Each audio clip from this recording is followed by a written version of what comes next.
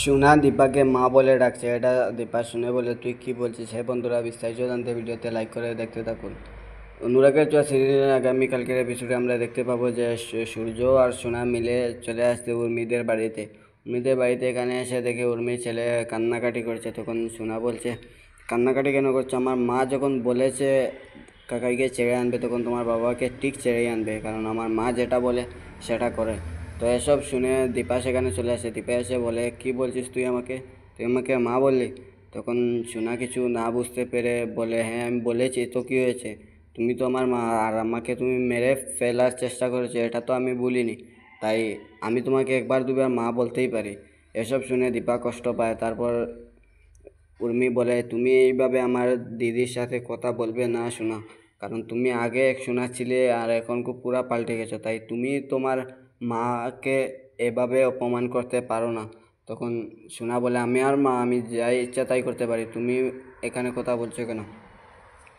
তখন উর্মি বলে, তুমি তোমার বাবাকে অন্য কারোর সাথে বিয়ে দিবে, আর আমাদেরকে এখানে দেখতে এসছো আমরা কী করছি কী না করছি, তুমি এখানে কখনোই আসবে না, আর তোমাদের সাথে আমরা কোনো যোগাযোগ রাখবো না, এসব বলতে থাকে। তখন দীপা বলে, উর্মি বোন আমার, এখন কিছু বলিস না, চলে যা। তখন সেখানে জয়কে নিয়ে দীপা চলে আসে। তখন জয়কে বলে, ভাই তুমি যেটা করছো সেটা অন্যায়, এসব আর কিছু করো না কখনোই। আমি ভাবতে পারিনি যে তুমি চুরি করবে, কারণ তোমার টাকার দরকার ছিল, তখন আমাদেরকে তো বলতে পারতে যে তোমার এতগুলো টাকার দরকার, তাহলে আমরা কোনোভাবে থেকে না কোনোভাবে থেকে অ্যারেঞ্জ করেই আমরা দিয়ে দিতাম।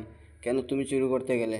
এসব দীপা জয়কে বলতে থাকে। তখন জয় বলে, বৌদিদি আমার বহুত বড় ভুল হয়ে গেছে, আমি আর এরকম কখনো করবো না, আর তুমি না থাকলে হয়তো আমাকে কেউ ছাড়িয়ে আনতে পারতো না। তারপর সেখানে জয়ের ছেলে গিয়ে দীপাকে আম্মা বলে সে জড়িয়ে ধরে। তখন বলে, হ্যাঁ বাবা, আমি তোমার মাসি, তাই এসব বলতে নেই, আম্মা নই, আমি তোমার মাসি। তাই আপনাদের কি মনে হয়, সোনা কি সত্যি দীপাকে মা বলে ডাকবে, নাকি ওর বাবাকে জারুর সাথে বিয়ে দিয়ে দিবে? অবশ্যই কমেন্ট করে জানাবেন। অনুরাগের ছোঁয়া আগামী সকল আপডেট পেতে চ্যানেলটি সাবস্ক্রাইব করে পাশে থাকবেন। ধন্যবাদ সবাই।